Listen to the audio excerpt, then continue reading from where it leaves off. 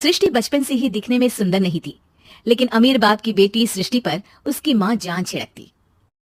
मेरी बेटी ये कितनी प्यारी है, भगवान सबको सृष्टि जैसी बेटी दे। सृष्टि धीरे धीरे बड़ी होती है। एक दिन सृष्टि की सहेली कहती है, तू दिखने में कितनी अजीब सी है, लेकिन मैं जानती हूँ हम सब में सबसे अच्छी शादी तो तेरी ही होगी। तेरे पापा अमीर जो है। और बता नहीं सकते यार, दहेज तो हर कोई देता है, ये क्या ज्यादा ले जाएगी अपने पति के लिए?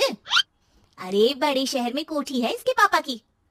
अरे पापा की है ना, कौन सी इसकी है? इसकी होती तब तो कोई भी लड़का इससे शादी कर लेता। अरे पापा की मतलब पापा की है तो मेरी ही है ना। किसने कहा?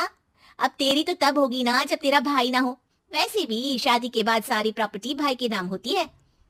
सृष्टि समझ जाती है कि उसे किसी भी हालत में माँ बाप की सारी प्रॉपर्टी को अपने नाम करना है, लेकिन कैसे?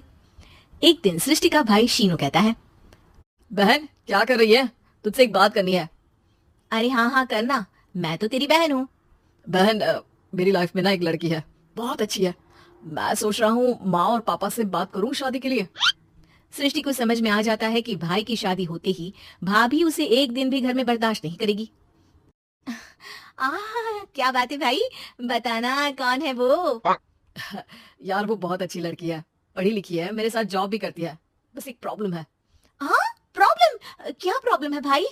यार वो शादीशुदा है, लेकिन उसके पति ने उसे सिर्फ इसलिए छोड़ दिया क्योंकि उसके माँ बाप दहेज नहीं दे पाए। सृष्टि ये सुनकर न जाने क्यों खुश हो जाती है।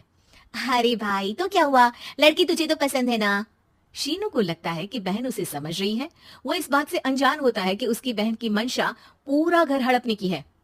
सृष्टि अपनी माँ से कहती है, मम्मी मुझे तो बहुत चिंता है, पता है शीनू क्या कर रहा है? अरे क्या कर रहा है, वो तो काम पर जाता है और वापस घर आता है। नहीं ना माँ, वो यही तो नहीं कर रहा, बाकी सब कर रहा है। आपको पता है उससे प्यार है, और वो भी एक शादीशुदा लड़की से। ये क्या हो गया? मैं सोसाइटी में क्या मुंह दिखाऊंगी? अरे तेरे पापा तो यही कहेंगे कि मैंने ही उसे बिगाड़ दिया है। माँ देखो, मेरी बात मानो, पापा पर भी विश्वास करने की जरूरत नहीं है। अब आप ही बताओ, पापा इतनी देर घर के बाहर रहते हैं क्यों, बोलो? अरे बेटा वो तो नौकरी करते हैं ना। तू बहुत भोली है माँ, पापा का ऑफिस तो 7 बजे खत्म हो जाता है, लेकिन देखो कितनी देर से आते हैं।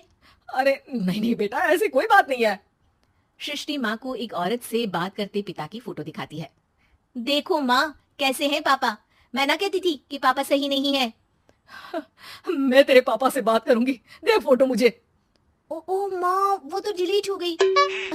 लेकिन चल, तूने तो देख लिया ना, पापा से बाद में बात कर लेना, और हाँ मेरा नाम बिल्कुल मत लेना। हाँ माँ। अब क्या था, सृष्टि के माँ और पिता के बीच झगड़ा होना शुरू हो जाता है। सृष्टि के मन में क्या चल रहा था कोई नहीं जानता था। एक दिन, माँ सृष्टि के लिए एक लड़का देखा है, वो लोग शाम को उसे देखने आने वाले हैं। और हाँ माँ, एक खुशखबरी, मैं और पापा मिलकर एक नया बिजनेस ट्राई कर रहे हैं। शाम को लड़का आता है, सांवले रंग का। सृष्टि को तो बिल्कुल भी पसंद नहीं आता। लड़की की माँ कहती है, लड़की का चेहरा तो कोई खास नहीं, लेकिन अगर मेरे बेटे को आप लोग सेटल कर दें तो मैं उसकी शादी आपकी बेटी से करवा दूं। सृष्टि को लड़का बिल्कुल पसंद नहीं था। उसे भाई पर गुस्सा आ जाता है। लड़के वालों के जाने के बाद कहती है, माँ देखा, शीनू मेरे लिए कैसा लड़का लेकर आया, न दिखाने लायक न सुनने लायक, सेटल भी नहीं, वो भी हम करे। अरे माँ मैं जानती हूँ ये मेरी शादी किसी भी घर में क्यों करवाना चाहता है। अरे कैसी बात कर रही है बहन, तूने तो देखा ना, लड़के को मैंने ही मना कर दिया तुझसे शादी के लिए। जिसने लड़का बताया था उसने उसकी बहुत तारीफ की थी। बात आई गई हो जाती है, लेकिन सृष्टि का मन शांत नहीं होता। क्या करूं, कुछ समझ में नहीं आ रहा। मेरी शादी हो गई तो ये लोग पूरी प्रॉपर्टी शीनू के नाम कर देंगे, मेरे हाथ तो कुछ लगेगा ही नहीं। तभी सृष्टि को आइडिया आता है। वो किसी वकील को फोन करती है। जी देखिए, अगर आपके मम्मी पापा का तलाक हो जाता है तो आपके पिता की आधी प्रॉपर्टी आपकी माँ के नाम हो जाएगी, फिर उसे वो किसी को भी दे सकती है। सृष्टि अब माँ को बेटे के खिलाफ भरती है। माँ शीनू पर नजर रखा करो, वो जिस लड़की के प्यार में है ना वो शादीशुदा है। यहाँ आएगी, सारा पैसा रुपया जमीन जायदाद सब हड़प लेगी। पापा का भी हाल तुमसे छुपा नहीं है। ऐसा ना हो कि मैं और आप एक दिन सड़क पर भीख मांगे। हे भगवान, मैं तो जीते जी मर जाऊंगी अगर ऐसा हो गया तो। ऐसा हो गया नहीं माँ, ऐसा ही होगा। अभी समय है, आगे का सोच लो। मैं तो कहती हूँ पापा से आधी प्रॉपर्टी लेकर अलग हो जाओ। पापा की आधी प्रॉपर्टी भी हम लोगों को अगर मिल जाती है ना तो अगले 7 जन्म सफल समझो। बेचारी माँ बेटी के कहने पर पति से तलाक लेकर अलग हो जाती है। सृष्टि अब पैसों से गाड़ी और अपने दूसरे महंगे शौक पूरे करने लगी। उसके दोस्त भी उसके पैसे इस्तेमाल करते। सृष्टि, कल तुम कहाँ थी? मैं सारा दिन घर पर अकेली थी। तो मैं क्या करूं? मैंने ठेका तो नहीं लिया है ना तुम्हें संभालेगा।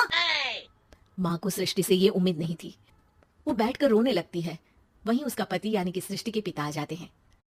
मैं जानता था कि तुम्हारा यही हाल होगा, तो आपने मुझे रोका क्यों नहीं? मैं रोकता तो तुम रुकती क्या? सृष्टि के कहने पर तुमने मुझ पर अपने बेटे पर शक किया, लेकिन तुम ये भूल गई कि कैसे हम दोनों ने मिलकर जीवन में इतना सब खड़ा किया। माँ पति के गले लग जाती है। मुझे माफ कर दीजिए, मैंने आपकी कमाई का एक बड़ा हिस्सा गवा दिया। कोई बात नहीं, तुम साथ हो तो मैं ऐसी 7 प्रॉपर्टी खड़ी कर दूंगा। तभी वहां सृष्टि आ जाती है रोते हुए। माँ, मयंक ने मुझे छोड़ दिया। वो बोल रहा था जब तक मेरे पास पैसे थे तब तक ही वो मेरे साथ था। पापा, माँ, मुझे माफ कर दीजिए।